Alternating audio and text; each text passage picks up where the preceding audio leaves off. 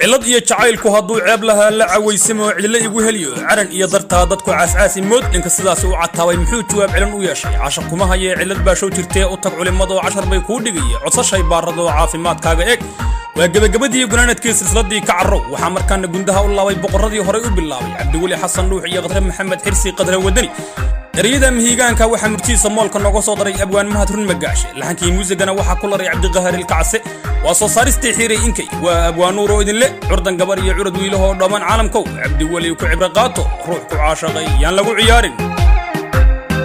sida caama albukaan yaanu caatoobayo taagi waa caashaqii oo isoo